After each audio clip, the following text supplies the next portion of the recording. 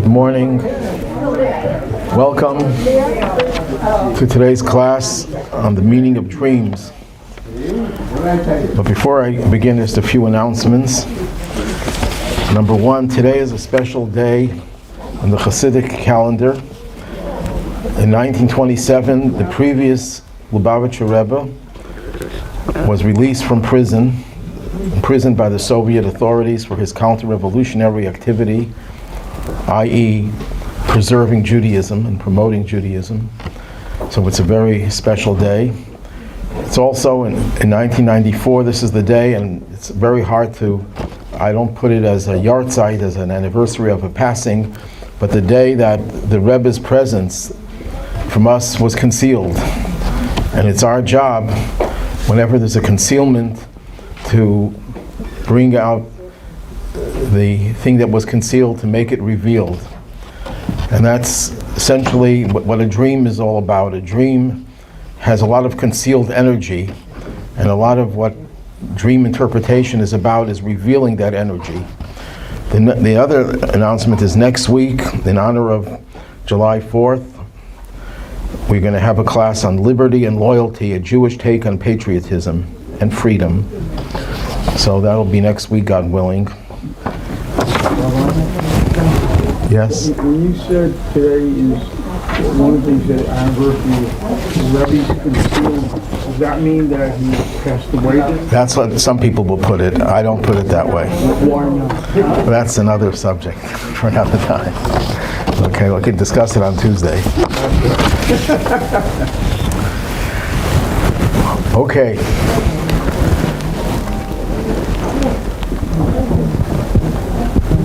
There was a rabbi who had a dream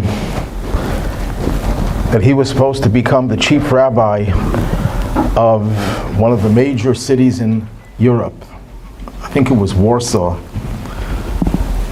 And the next night he had the same dream, and the third night he had the same dream. So he goes to a very prominent Hasidic rabbi and he says to him, "Is there anything that I have to take this dream seriously? I've had the dream 3 times in a row." And the rabbi says, "When the people in Warsaw have that dream that you should become their rabbi, then you'll take it seriously."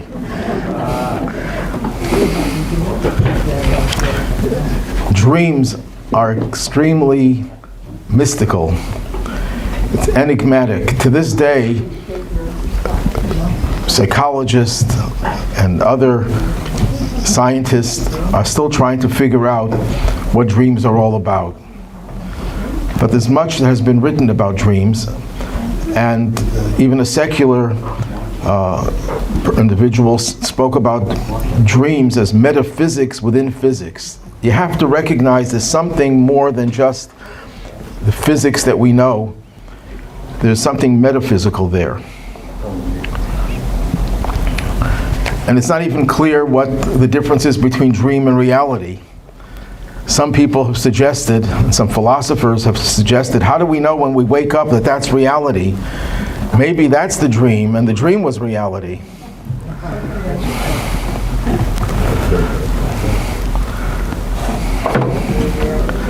So the question is, how serious are dreams in Judaism? We all know that Freud was very much into interpreting dreams, and he even gives credit to a rabbi, Rabbi Shlomo Al-Moli, who he says he was in the 19th century. No, he actually was 16th century, and most of his teachings about dreams were based on the Talmud. So this is ancient Jewish wisdom that Freud relied upon. So when we try to look at dreams from the perspective of Judaism, we'll come up with 3 different kinds of dreams, 3 different categories. There's more than 3, but 3 general categories.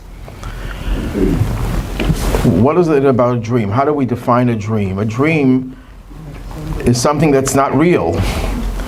It's illusory and paradoxical, which means that you could be in one place and then a minute later in another place on the other side of the world. You could combine 2 people into one. There's so many contradictions in a dream. That's one of the things that characterizes a dream. And almost anything can happen in a dream. You could dream about almost anything. The Talmud says there's one thing you won't dream about. You won't dream about putting an elephant through the eye of a needle. That you won't dream about because it's so out of touch with reality. So dreams have to have some relationship with reality, but on the other hand, it's contradictory.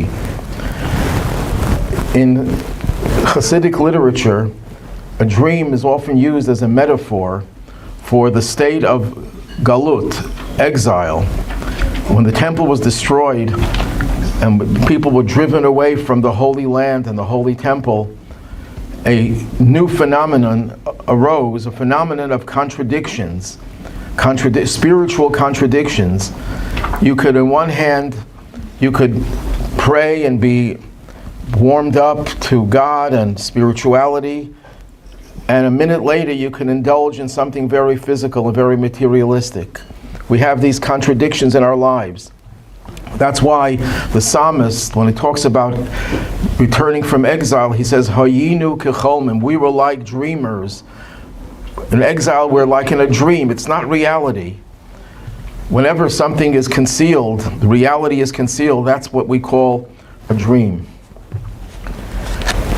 On one hand, it seems that dreams should not be taken seriously because there's a verse in the book of Zechariah, that was his English name when he came to Ellis Island some 3,000 years ago.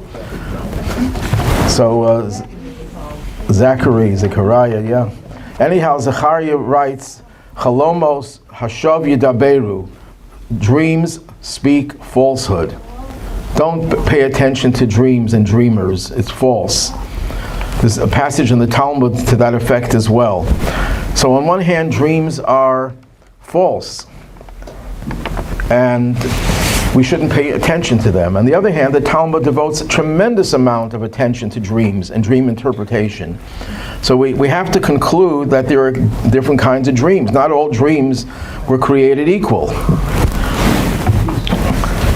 But let's first look at a positive side of a dream. One of the ways of looking at a dream is describing some of your aspirations. And a human being has to have aspirations, has to have dreams. You have to be striving for something, sometimes elusive. You can never look at life and say, I'm just going to live my life a day at a time. You always have to strive for the tomorrow, for something better, something higher. There's a passage in the Talmud, a very enigmatic passage, that whoever goes 7 days without a dream is called evil. That's a very strong statement, and it requires interpretation. I'm going to give you two interpretations, one now and one a little bit later. The Hebrew word for is called could also mean invites evil. That means a person who doesn't have aspirations and therefore they don't dream invites negativity, because if you don't grow, you fall. You can't climb a mountain and stay in one place for too long. You have to keep on growing and trying to scale greater heights. And that's what keeps you afloat. A human being could never give up dreaming. You can never be content with the way you are now. If a person doesn't dream, a person doesn't have any aspirations, then they're vulnerable for all types of negativity. There was a great rabbi in Poland, Rabbi Meir Shapiro, who was a member of the Polish parliament. I mentioned him in a class a few weeks ago. He was one of the greatest Talmudic scholars of his time, brilliant man, very witty, and he started a project to build a yeshiva, an academy for Talmudic studies, where he would take the greatest minds in Europe and bring them to higher levels of scholarship. And this yeshiva was built in the city of Lublin in Poland. And when he was developing the plans for that yeshiva, people were saying to him, you're crazy, you're dreaming.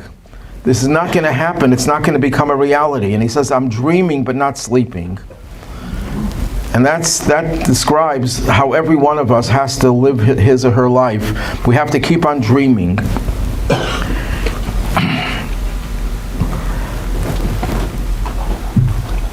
That's why it could be, is the reason why so many people dream about flying.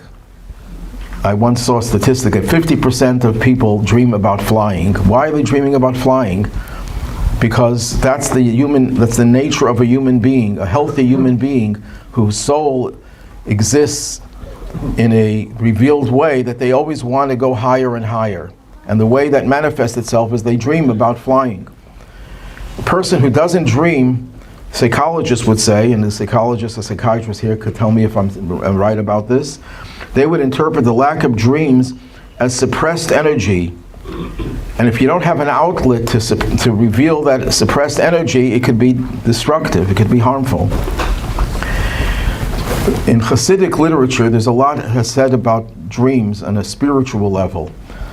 That the fact that dreams are paradoxical and contradictory is a sign that dreams come from a higher spiritual dimension. It's a higher spiritual dimension where there is no system that's based on a limited amount of energy. This is supernatural or infinite energy. And that is and a person who's able to interpret a dream is someone who's able to internalize that powerful energy. And that energy will be fully revealed in the Messianic age. But as long as we're in exile, you can't really understand this very powerful contradictory energy. We have in the Torah, in the book of Genesis, you have so many dreams, at least 10 dreams in the book of Genesis, and one of the dream interpreters was Joseph. And one of the dreams that he interpreted, actually two of the dreams of Pharaoh, where Pharaoh sees 10 lean cows swallowing 10 fat cows, and they remain lean. Well, I'm trying to figure out that diet, where I can get it from. We're all searching for that diet. And then he has the same dream repeats itself, 7 meager stalks swallow up 7 fat stalks, and they remain as meager as before. And nobody could interpret the dreams to Pharaoh. No one can think of the interpretation. Even his most brilliant sorcerers and wise men couldn't think of an interpretation. Joseph comes up with a quite simple interpretation, that the lean cows and the meager stalks represent years of famine, which will follow and which will swallow up 7 years of plenty that are represented by the fat cows and the fat stalks of grain. And Pharaoh says, "Wow, you're so brilliant." What was so brilliant about Joseph's interpretation? Any child would tell you that if you have a dream about food, it's about food. That's the most simple interpretation. So the Rebbe, in one of his discourses, once explained that what they couldn't figure out was, in Pharaoh's dream, the fat cows and the lean cows coexisted. They were both standing on the Nile. They couldn't figure out, how do you interpret a dream that the dream could have this contradictory phenomena? On one hand, you have fat cows and you have lean cows. If fat cows mean the years of plenty, how do lean cows coexist? How can you have a famine and plenty at the same time? So they were baffled by that. Joseph gave an interpretation that in the years of plenty, you store grain for the years of famine. So the years of famine are fed by the years of plenty. In the years of plenty, you're planning for the years of famine. So they coexist. And that was Joseph's advice to Pharaoh, to store food in the years of plenty. And even though the commentaries ask, Pharaoh didn't ask him to give advice. That's a chutzpah. You're just taken out of prison, and you are there to interpret a dream, and you're giving Pharaoh advice. No, that wasn't Joseph's advice. That was his interpretation of the dream. That was part of the interpretation. So the Rebbe once discussed this, that this is the very essence of a dream. A dream is we have the fat cows and the lean cows coexisting. Where you have these contradictions, and you need a Joseph to be able to decipher that, to be able to make them coexist. Yes? I have a slightly different perception, which I know you're not going to disagree with. What made his dream amazing was not his interpretation. It was the fact that he acknowledged that this was just God telling him. This was God's informing him. And what was amazing about it was his humility. Okay, you want to give it an ethical twist to it. That's not an ethical twist. That's humility is an ethical. Okay, I'm not going to argue. That's a very good point. So the dreams, should we take them seriously or not? It seems that there are contradictory sources, that some say dreams are false, don't mean anything. In some places it says dreams have very deep meaning. And the Torah is itself testimony to that when you hear of the dreams that Joseph interprets, and we see that those interpretations were valid. So what I'm going to show is that there are really 3 different levels of dreams. And the first level is where dreams have no significance, and you would not take them seriously. Because dreams, the Talmud says in one passage, are a reflection of what we think about during the day. If you think about things during the day, there's a good chance you'll dream about them at night. If you think about nonsense during the day, the dream will exhibit that nonsense as well. If you think about sophisticated things, your dreams might be more sophisticated, but don't read anything more into those dreams. And the Talmud tells a story. Rabbi Yeshua ben Hananiah was one of the greatest sages. He lived right after the destruction of the Second Temple. And he used to visit the emperor in Rome, and he would have debates with the emperor. They say the emperor probably was Hadrian.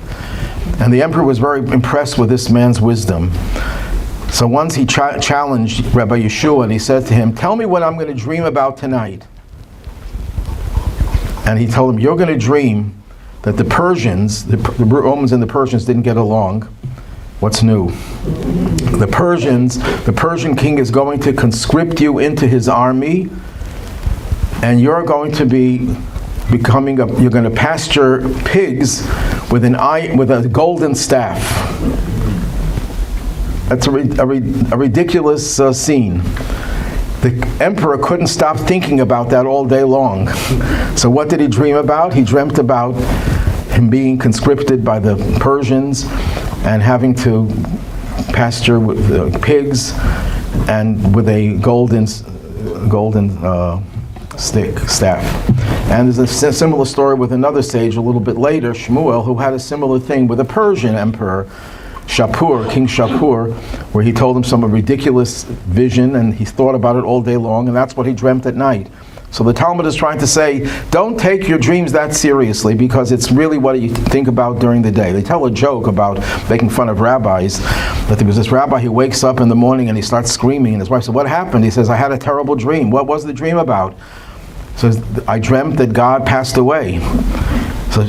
So the wife says, "Don't feel bad. You probably think about it all day long, about God. That's why you dreamt about it." He said, "No, I haven't thought about God in 30 years.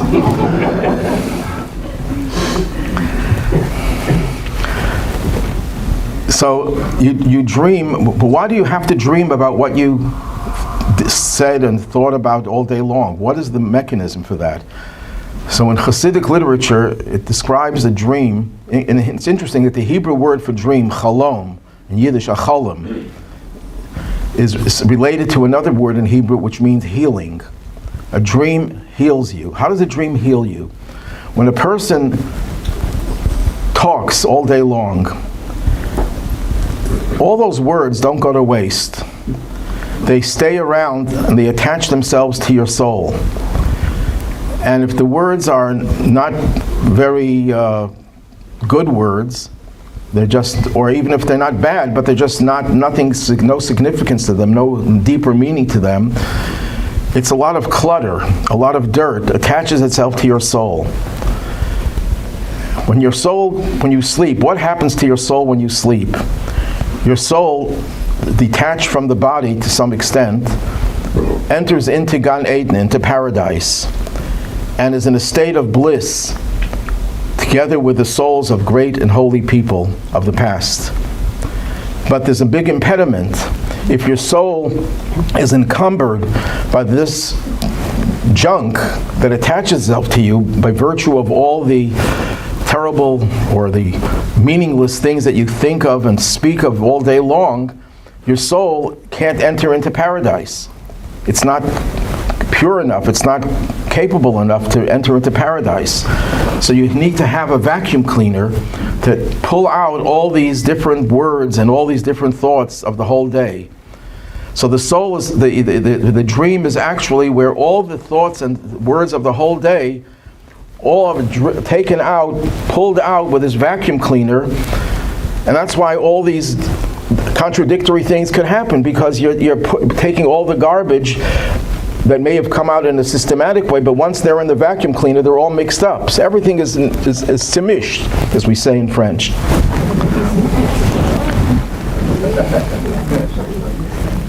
You can't cleanse yourself without the dream. The dream is a cleansing agent.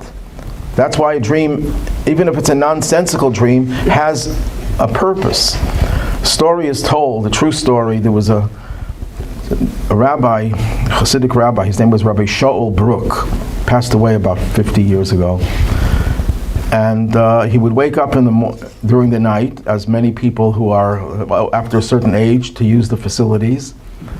And after he would be finished, he wouldn't go back to sleep. He would study for 15 minutes. And then he'd go back to sleep, and an hour later he would wake up. As I'm sure some of you are familiar with that. He would wake up, and he would then study for another 15 minutes. And this would repeat itself throughout the night. So someone asked him, why don't you just go back to sleep and wake up early and do all the studying in the early morning? Why do you have to study 15 minutes at a time and break up your sleep that way? And he says, I'll tell you why. He says, when my soul leaves my body, where does the soul go? It goes into paradise. And who's in paradise there? The patriarchs, the matriarchs, Moses, the prophets, and all these great and holy people. And then when I wake up to go to the bathroom, if I'd come back right away to paradise, they would ask me, where were you? And I'm embarrassed to tell them why I left paradise. So I can tell them I went to study some Torah. It's a true story. So that's what happens at night, that you go into paradise, but if you don't have the dreams, then that doesn't happen. Your soul is left without its ability to replenish itself. Because why does it go to paradise? It's to rejuvenate the soul. That's why when you wake up in the morning, you feel refreshed. Not every time, and not always, not everyone. Why do you feel refreshed? Because your soul is rejuvenated. How is the soul rejuvenated? It goes into paradise. Now there are different levels of paradise, so that determines the level of your rejuvenation. But if you don't dream, you don't have that ability to rejuvenate yourself. And that might be the other interpretation of why it says if you don't dream for a week, you're called evil. Doesn't mean you're an evil person, but it means that you are susceptible to evil because you don't have your soul was not rejuvenated. Your soul is worn out, and you're defenseless. You don't have the ability to withstand all the pressures and all the challenges and all the temptations, because your soul has not been given the opportunity to replenish itself.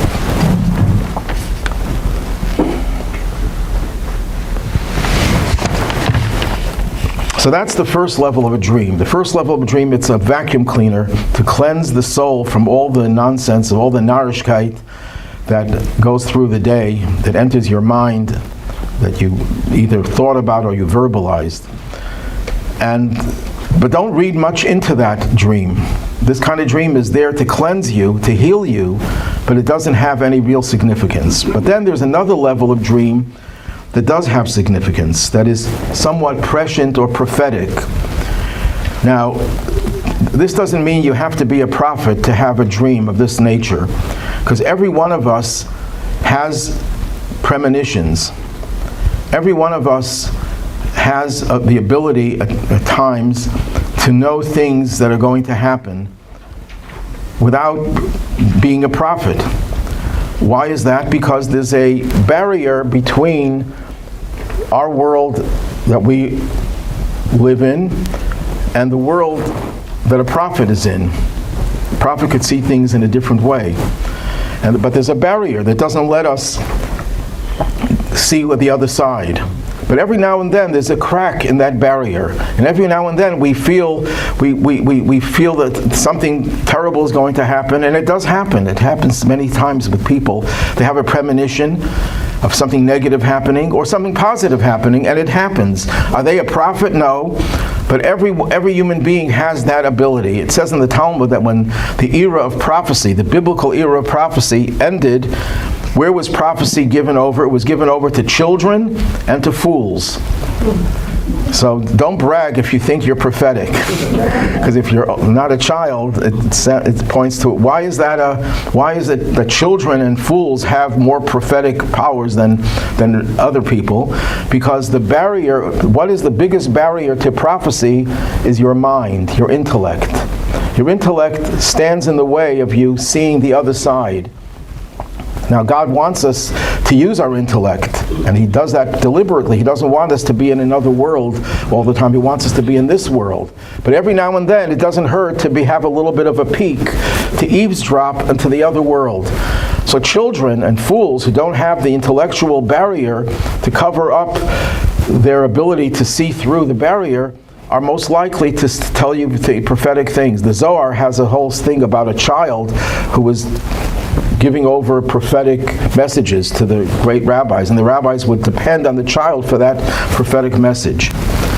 So you can be a regular person, but yet you can have certain premonitions, and that's why it's possible to have a dream that has real predictive value. Especially when you're sleeping, that's what a dream happens, obviously. Some people daydream, but a dream is mostly when you're sleeping, because when you're sleeping, your mind is not functioning fully. Now, let me just share with you a story, a true story, about what people sometimes can experience in their dreams.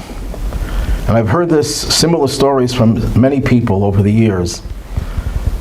This is a story that happened with a member of my family. My brother had his best friend killed in a car crash. My sister-in-law was injured in that crash, and she was in a coma for 7 weeks. And miraculously, she survived. But the driver of that car was killed on the spot, and was my brother's best friend.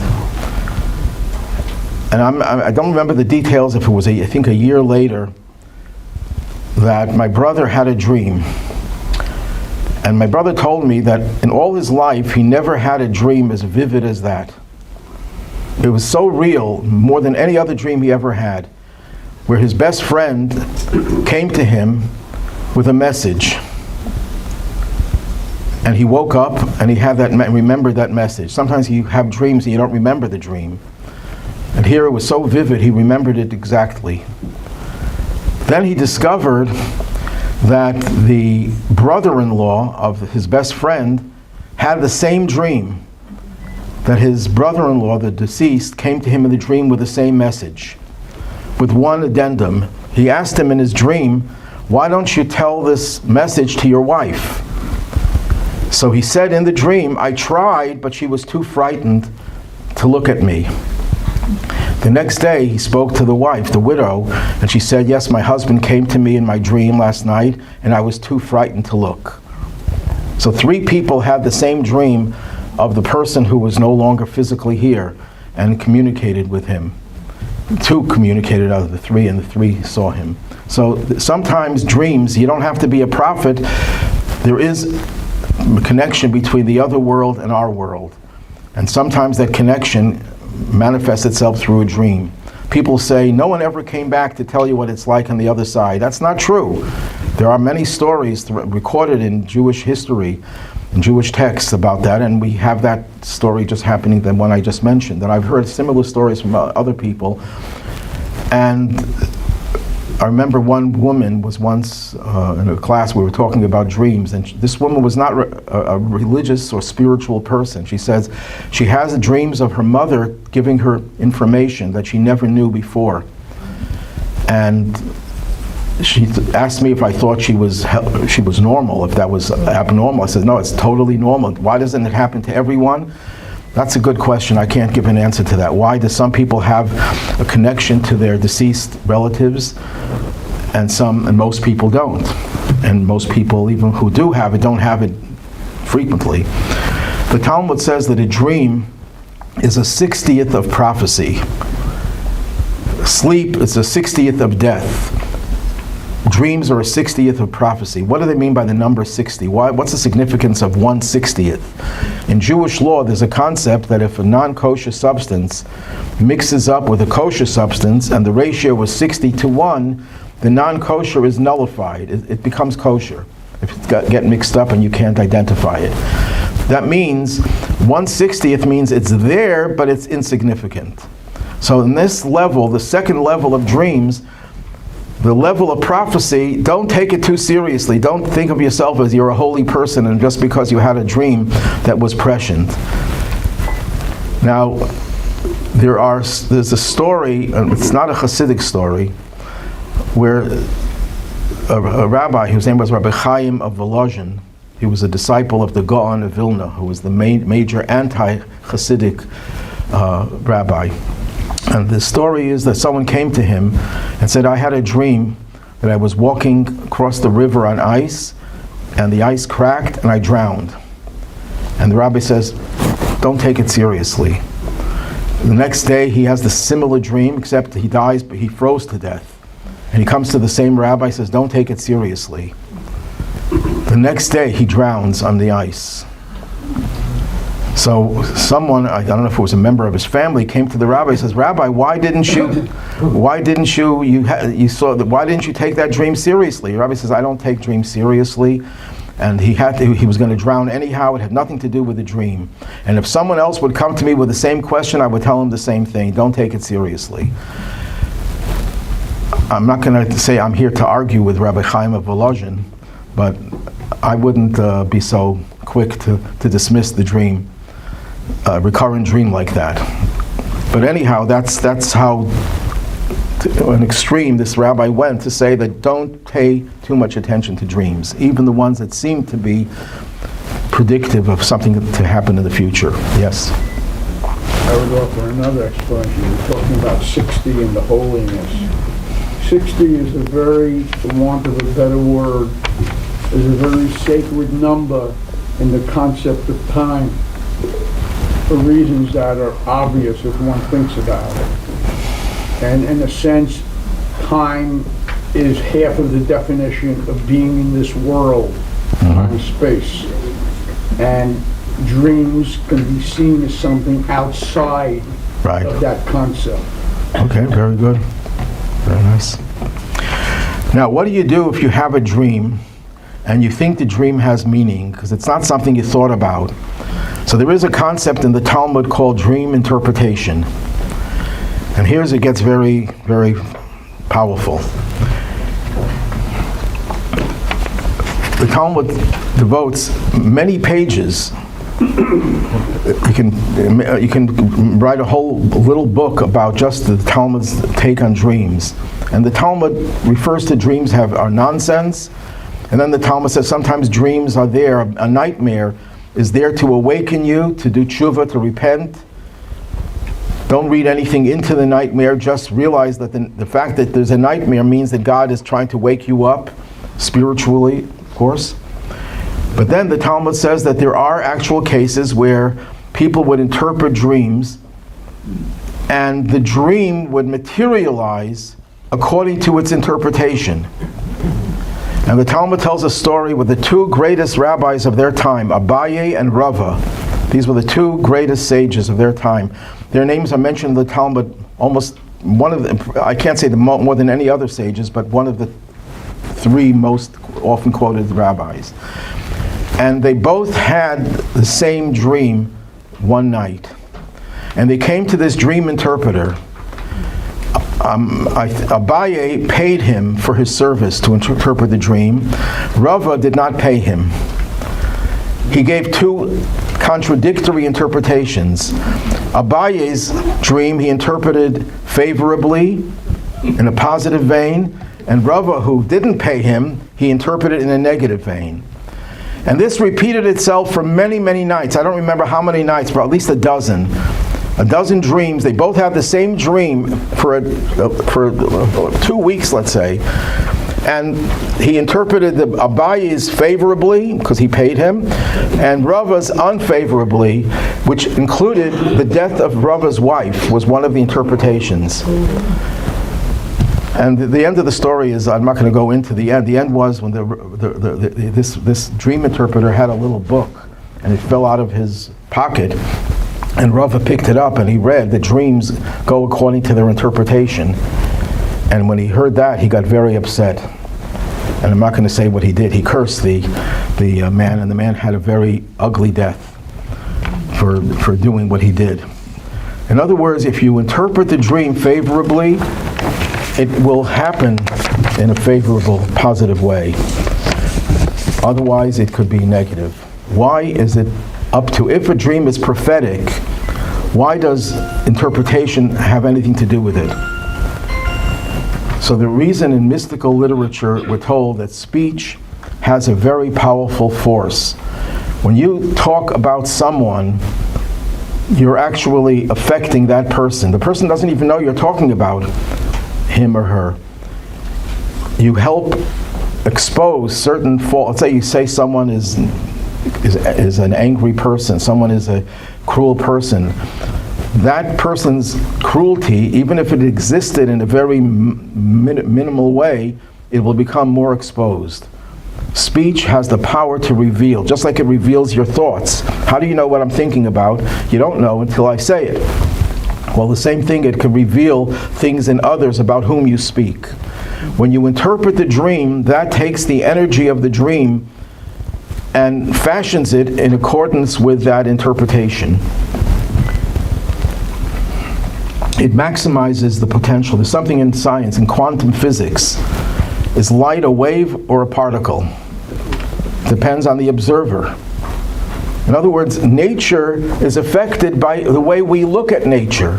So that concept is I don't know if anyone understands how that dynamic works, but that is based on Torah sources, that speech in particular has the power, even thought has the power to affect others.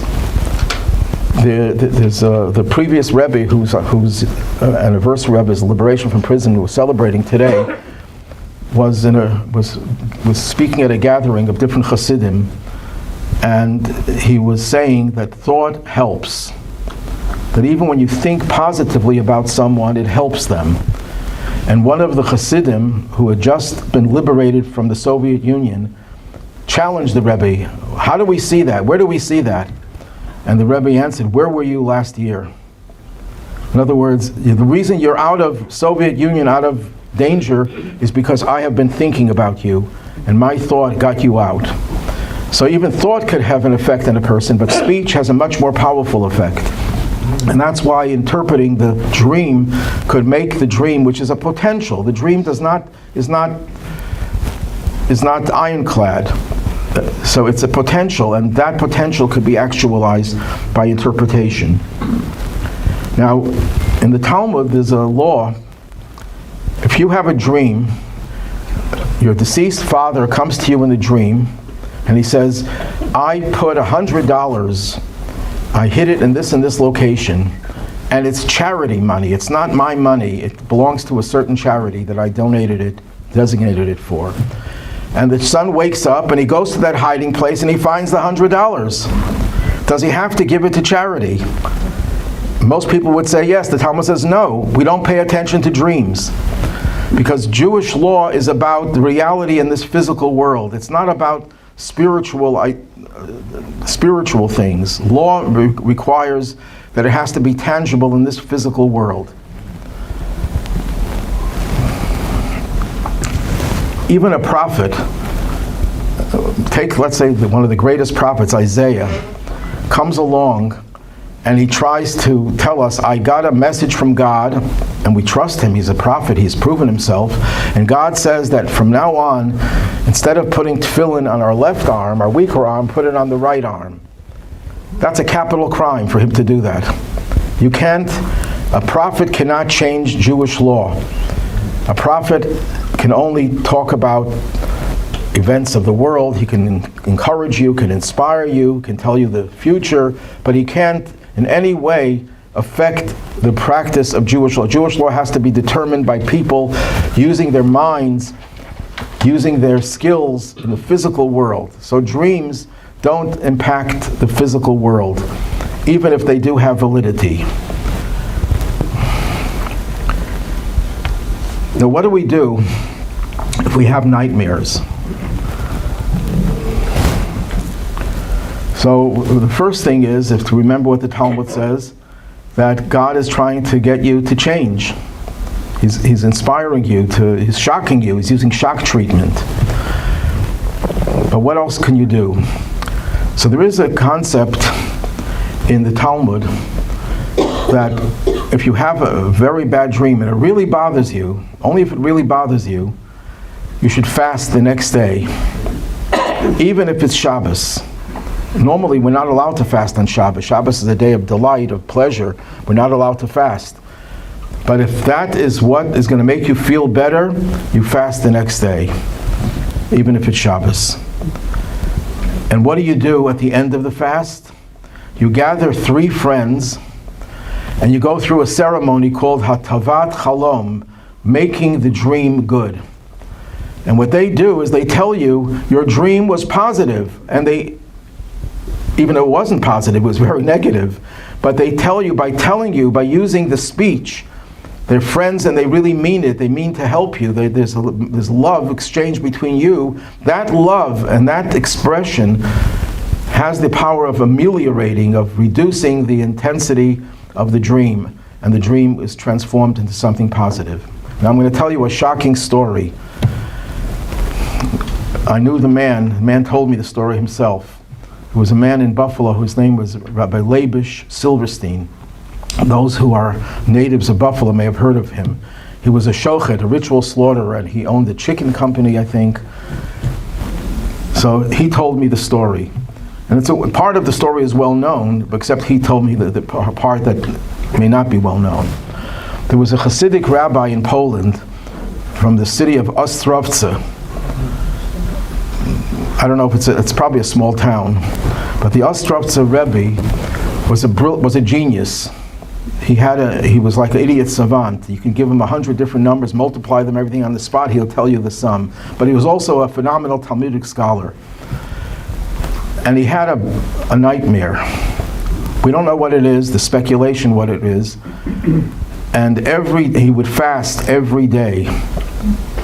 7 days a week he would fast. He would only eat something at night and hardly anything. And at the end of the day, he would have 3 friends, people who liked him, and would gather, and he would go through this ceremony. And he still had the same dream for 40 consecutive years. The speculation is that this was a dream about the Holocaust. And he died before the Holocaust, but his son was murdered by the Germans. So this is what they say. We can't know for sure, because I don't think he ever told anybody what he dreamt about. Well, this is during World War I in the city of Nashelsk in Poland, where Mr. Silverstein lived. And the Ostraza Rebbe, I forgot his last name, the Ostraza Rebbe would try to gather 3 people at night to do this ceremony of making the dream good. But he couldn't, there was a curfew because of the war. So he couldn't gather the people, so he didn't break the fast. The next night, the curfew was off, and he gathered, and Mr. Silverstein was one of the 3 people who was involved in that ceremony. There's one other solution to a bad dream. On Jewish holidays outside of Israel, in Israel it's done some places every day, the Kohen, the priest, has a biblical obligation to bless the people. It's called, in Yiddish, we call it duchening, or in Hebrew it's birkat kohanim, the blessing of the priests. And he recites a blessing before he blesses, that God commanded us to bless his nation Israel with love. So the whole blessing is exuding love and blessing for peace.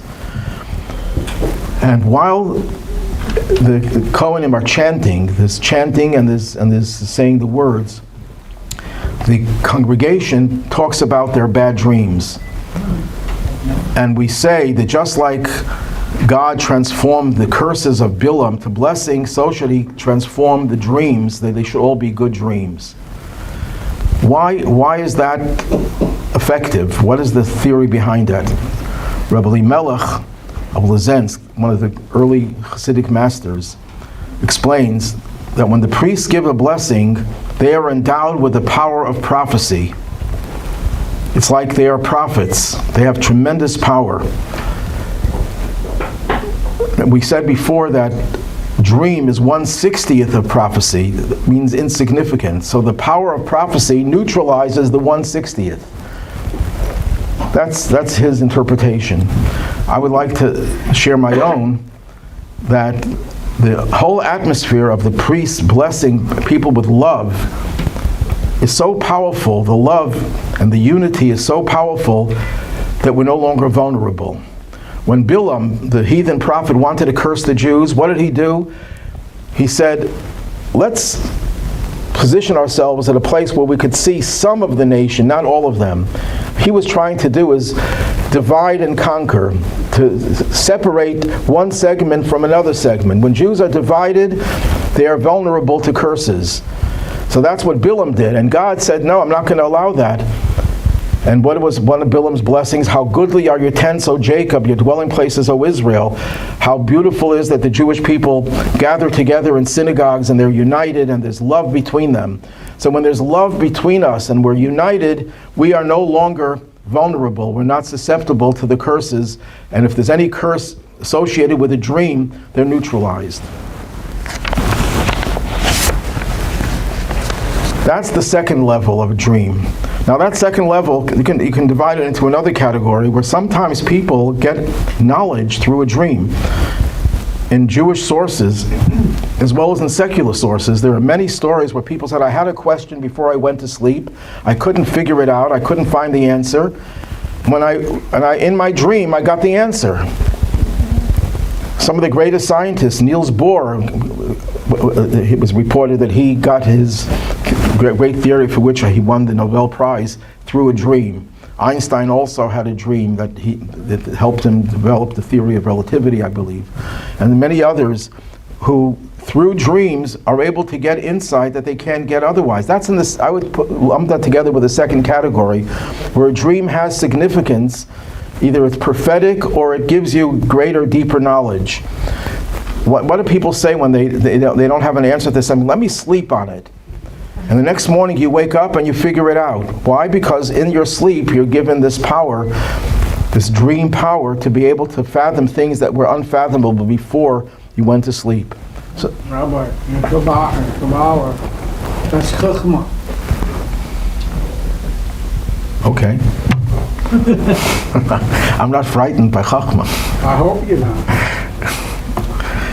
So I would lump together with the prophetic aspect of dream. A dream that has significance, either it's prophetic, it's prescient, or it illuminates. Somehow your knowledge is expanded.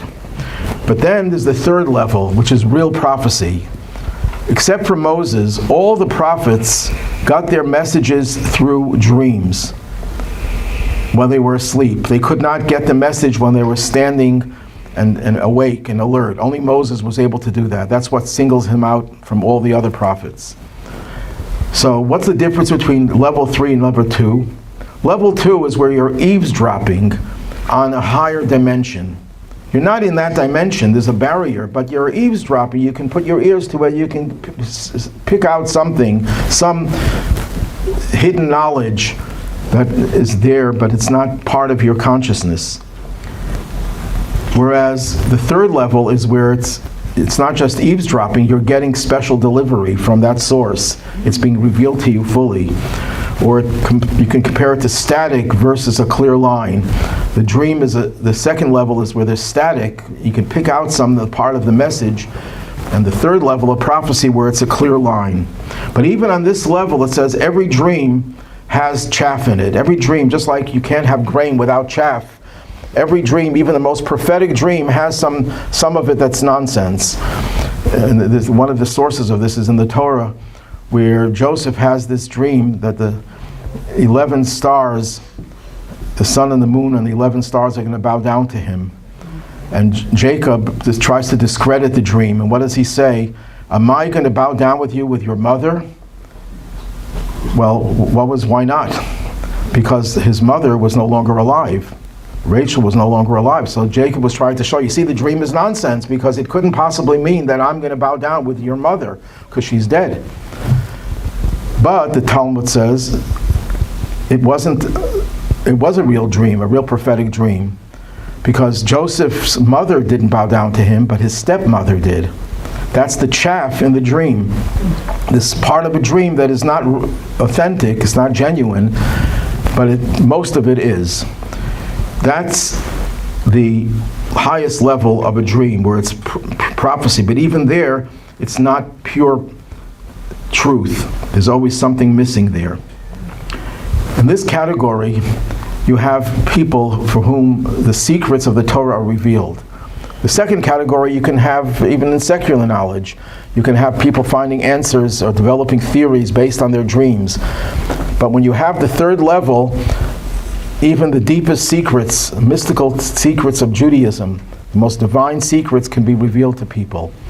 When the Jews were getting ready to get the Torah at Mount Sinai, it says that they slept all night comfortably and they woke up late. They had to be awakened to get the Torah. And the question is asked, the people were so eager to get the Torah, they counted the days. Why would they sleep so comfortably, so peacefully, and not wake up in time? And the Rebbe explains that the people thought that by going to sleep, they would be receptive to prophetic energy that would prepare them to receive the Torah on a much higher level. Same thing is said about the high priest on Yom Kippur. The night of Yom Kippur, he would have to have a whole panel of assistants to keep him up all night, that he shouldn't fall asleep. If you're the high priest, you're a very high spiritual person. Why did you need to have people help you not fall asleep? Because he might want to go to sleep, because in sleep you can receive the deepest mystical secrets, and think that that would be the way to prepare for the service of Yom Kippur. Now, if you have a dream and you want to know whether the dream has any meaning, the Talmud gives us a whole bunch of pointers. What kinds of dreams are more likely, not guaranteed, but more likely to be significant dreams? And the list is like this. It's not a complete list. A dream someone else has about you, as I said in the opening remark, when people start dreaming that you should be the rabbi of Warsaw, then you take the dream seriously. A dream interpreted in a dream. If you dream that you were dreaming and someone interpreted it that's a sign that this dream has some substance to it. A recurrent dream, and again, it doesn't guarantee that the dream has significance, it just invites that possibility. Dreams that are interpreted by our sages, there are certain dreams that the Talmud gives interpretations to. I'll give you one example. If you dream of a pot, that's a sign of peace. A pot. Why is a pot a sign of peace? So one commentary says very beautifully, he says, what are the two biggest enemies in nature? Fire and water. Fire and water don't mix. Except if you put water in a pot and put the pot over the fire, then they do mix. So the pot is the source of peace between the two biggest opposites in nature. And the Talmud has pages and pages of interpretation of different kinds of dreams. According to one opinion, if the dream really bothers you, if it really pains you, and you can't get it out of your head, then there might be some substance to it. A dream that you have on Shabbos, if someone mentions God's name in a dream, you should take it seriously. If you dream that someone called you up to the Torah by mentioning your name, if you're excommunicated in a dream, now some of you might be wondering, excommunication, is that a Jewish thing? Yes, there is a concept of excommunication. If a person, use an example, if a person was summoned to a rabbinical court and they refused to participate, or they refuse to abide by its decision, the rabbis have the power to excommunicate. Excommunication doesn't mean you're not Jewish anymore. It means that people can't do business with you, they can't sit next to you, and so on. You're ostracized. So if you're ostracized in a dream, you should take it seriously. A well-organized dream. When you see a dream that isn't full of contradictions, it seems very smooth and very organized. Or the last one is excitement from a dream. It says by Pharaoh, when he woke up, his heart was pounding. When your heart starts pounding, then it shows that there's something there. The bottom line is that dreams depend on several factors to be significant. Even if they're not significant, they have a healing effect. That's why not dreaming at all puts you in a category where you don't have the ability to heal, and you're susceptible to negativity. So that's one category. The second category, where dreams have significance, they could be interpreted, and you should always try to interpret it in a positive way. So what is the practical application of this? If someone comes to you and says, last night I had a terrible dream, I had this nightmare, you as a friend should not say, wow, that's terrible, that's bad. You should say, no, it wasn't bad, and find a way of interpreting it in a positive way and showing your love to that person, because that has the power to mitigate whatever negativity there was in that dream. And then there's the prophetic dream, the one that's outright prophecy, which is very rare, but it does exist. Many of the contemporaries, when I say contemporary, I mean the 19th, 20th century authorities say that nowadays we should heed less the importance of, we should pay less attention to dreams than we used to, and not take them to heart, because the more you take it to heart, the more likely the dreams are to manifest themselves in a negative way. Don't pay any attention. If you have a good dream, good, but don't get bent out of shape when you have a bad dream. Any questions? Yes? Well, if your soul is in Gan Eden, right? The soul goes into Gan Eden, paradise, yeah. So your body is essentially like it's a vessel, it's like most of your soul still remains in your body. That's why you're still alive and you still breathe and your heart beats. So but how do you prevent like the Dybbuk? Because it's always looking for a body to inhabit. How do you prevent them from getting in? I never studied the laws of how do you prevent the Dybbuk. I don't know if you could. It doesn't happen too often. Don't have to worry about it. Hello, I have a question, please. Yes. Is this available online so I can share this wisdom with other people, please? It should be on YouTube. It'll be on YouTube. Right. If nothing went wrong technically, it'll be on YouTube. All right, beautiful. I'll look it up then. Thank you. You're very welcome. Hearing voices? Yes. To oppose the Dybbuk, can't you recite Tehillim? Wouldn't that? She's saying, how do you prevent the Dybbuk from entering you? I never saw anyone talking about preventing a Dybbuk from entering, because it's not a common thing. It's like 1 in a million.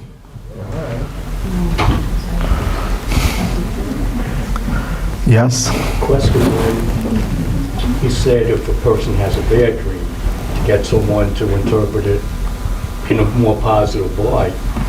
But isn't that contradictory to the story you related before about the man who dreamt he was going to fall through the ice in the river?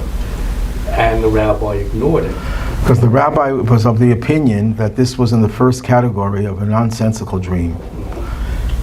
The rabbis generally try to prevent people from taking these things too seriously, because when you're dealing with these things, it's your attitude that has the effect. So that was his way of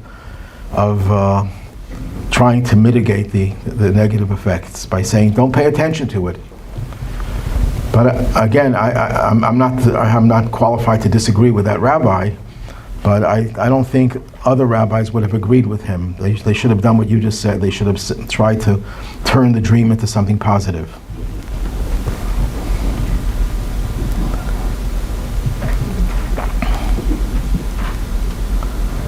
I think, if I remember correctly, someone once came to the Rebbe and said, I saw you in my dream. And the Rebbe says, why do you have to see me in a dream? I'm right here.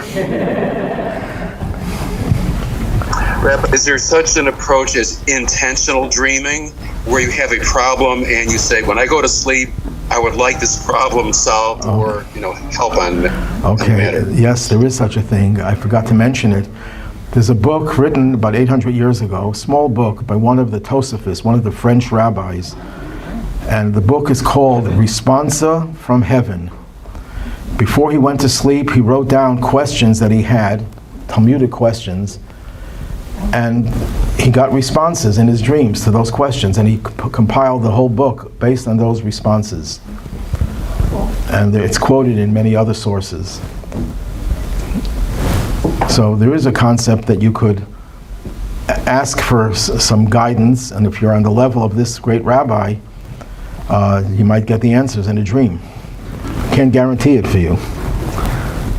I'd like to say something, please. I missed the beginning of this, unfortunately, so I don't know did you mention Kriyat Shema al Hamitah? No, I didn't mention it. Thanks for reminding me. In the Talmud, it says that when you recite the Shema before going to bed, it's a protection. It's a protection against demons. And there's a concept that the negative dreams come from the influence of negative forces that are called demons. And whether we believe in demons is another subject we might leave for another time. But the Talmud mentions good dreams come from angels and bad dreams come from demons, which are like bad angels. So the saying the Shema before going to sleep protects you from these bad demons. I like the Chabad's version, because I have a Chabad Siddur. I have other Siddurim as well.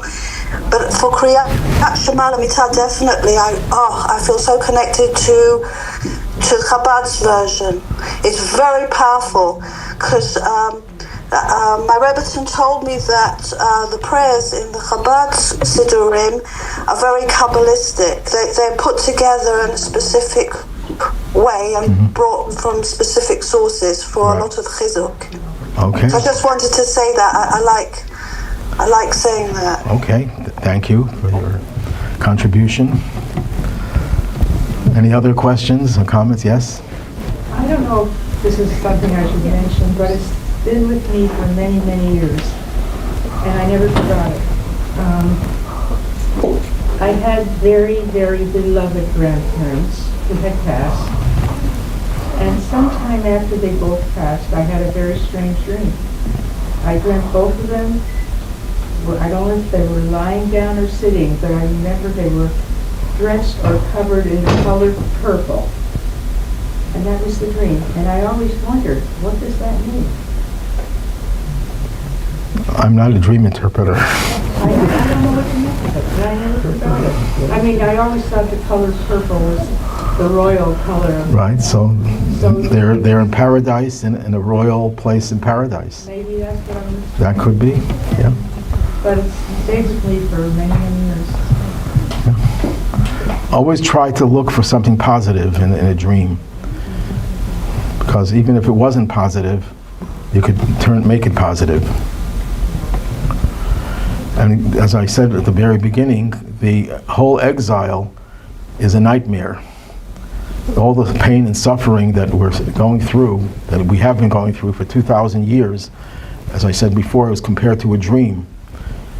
There are a lot of contradictions in the dream, so there are so many great things, good things happening in the world, and we shouldn't forget about them, but there are also some very negative things, and we want to wake up from this dream.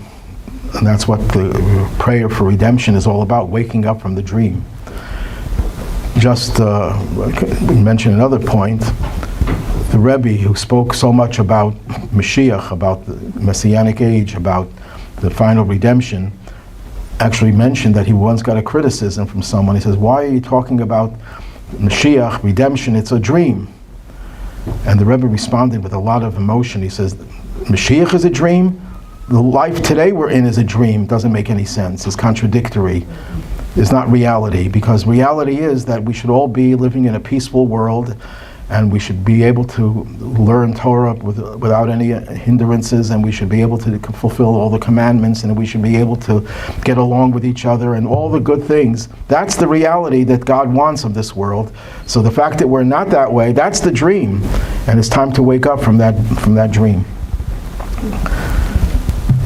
And I think that that's the message of this day, that the Rebbe's legacy, if you want to use that term, is to make this world a sane world, a good world, because every mitzvah we do changes the dynamic of the world and brings us closer to redemption.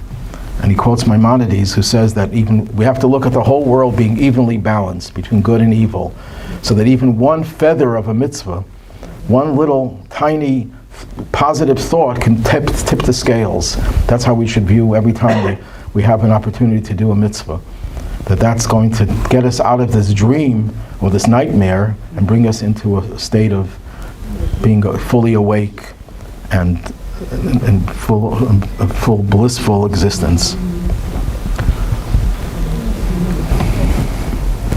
Okay, so next week we'll be celebrating freedom. If Mashiach comes, the question you could ask, will we still be celebrating 4th of July in Messianic age? Yes? Because I know in the Psalms, dreaming is mentioned in the Psalms. Right. And any place else besides the Psalms? Oh yeah, it's in the book of Genesis I mentioned before, it's the dreams are mentioned 10 times. Later on you have Nebuchadnezzar, the Babylonian king, has his dream, and he didn't even remember his dream. So he was doubly perturbed because he didn't know what the dream meant and he didn't even remember it. And Daniel was the one who interpreted it for him. So dreams are very much part of biblical literature, and even more so in the Talmud. Any other questions? Yes. My sister-in-law passed away of pancreatic cancer, and it took like 2 months. And a couple of days ago, she came to me in a dream, and she said she faked her own death. And it was so real. And then I woke up, and why would I dream like that? Again, you should never take every dream to have everything in it meaningful. Because every dream has something in it that's not meaningful. It reminds me of a rabbi who came to the Rebbe and he said, I had a dream that your predecessor, your father-in-law, came to me in the dream and he told me I should give a certain amount, a small amount of money to charity. But I know that dreams sometimes have nonsense in them. You can't just take a dream. So Rebbe says the nonsense is a small amount. Yeah. So so you can take that dream, but the part about faking it, you don't have to take seriously. Because no dream is perfectly sensible. Even a dream that has real meaning has something in it that's not meaningful. Then we should never confuse a dream with reality.